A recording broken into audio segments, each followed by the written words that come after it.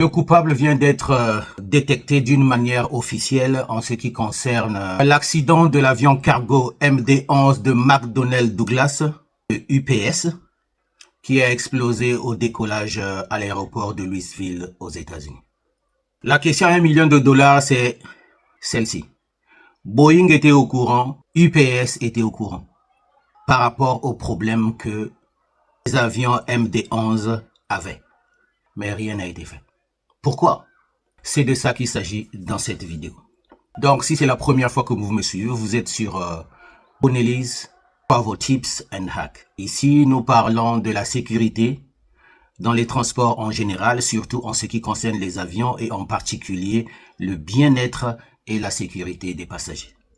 Il s'agit ici de l'accident du MD-11 de l'avion cargo UPS qui s'est déroulé en novembre 2025 à l'aéroport de Louisville.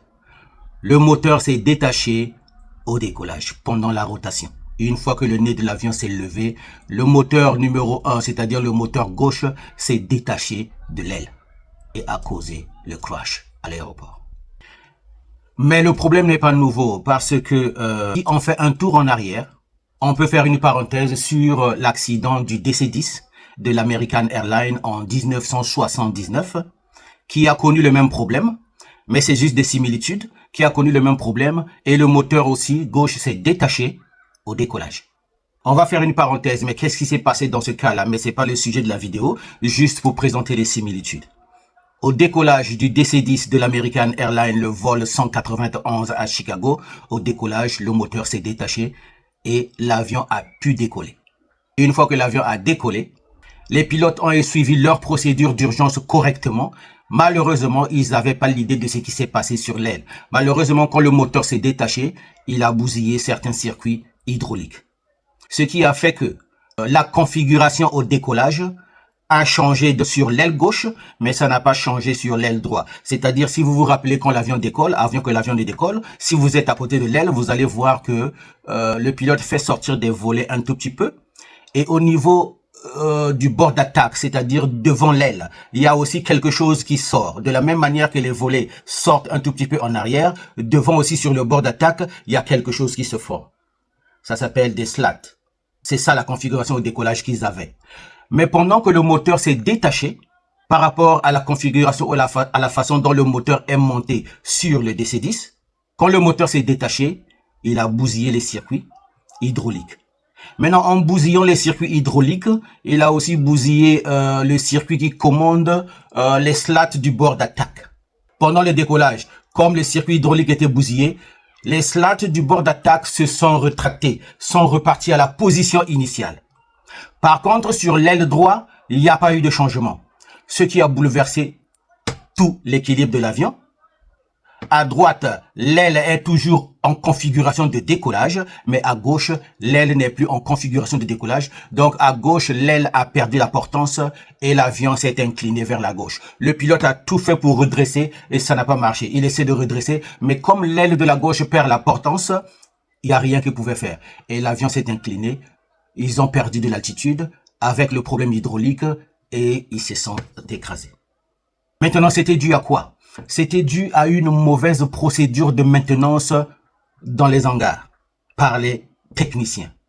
À la différence des autres avions, surtout les avions de maintenant, parce que malheureusement ici il y a la politique du médecin après la mort, c'est par rapport aux autres accidents que l'on tire des leçons pour que ça ne se reproduise plus malheureusement, mais c'est le cas.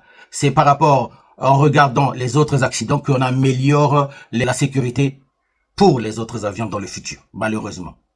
Donc, pendant la maintenance de ces DC-10-là de American Airlines, il y a une procédure qu'on utilise de maintenance pour enlever le moteur de l'aile. Mais la maintenance n'a pas utilisé la procédure normale. Ils ont pris des raccourcis. Ils ont utilisé un chariot élévateur pour enlever le moteur de l'avion. Ce qui ne doit pas se faire, c'est pas la procédure. Mais en faisant cela, ils ont causé des fissures sur les attaches du moteur et de l'aile. Mais dans ces attaches aussi, il y a ce qu'on appelle les pilons fusibles qui vont poser problème, dont on va parler dans la nouvelle situation du MD11. Donc, ça a causé des fissures. Ces fissures-là, ça s'appelle le métal fatigue. Ça arrive souvent quand le métal se fatigue.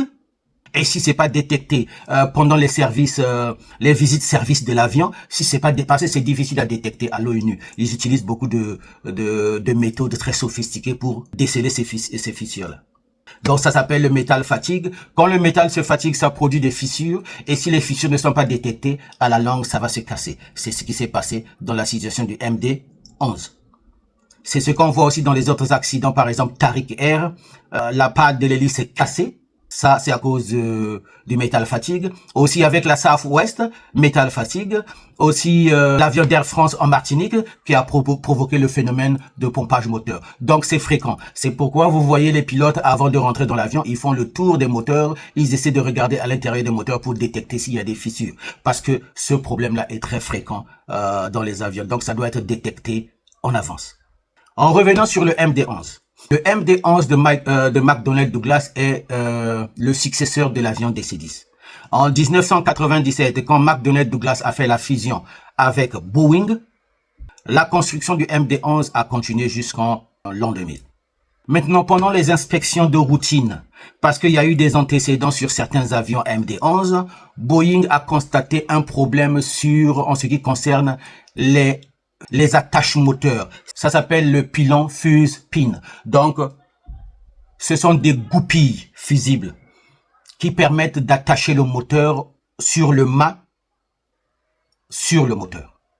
Ce pilon-là, c'est fusible-là en des fonctionnalités très compliquées, que si j'ai le temps, je vais essayer d'expliquer ce qu'il en est.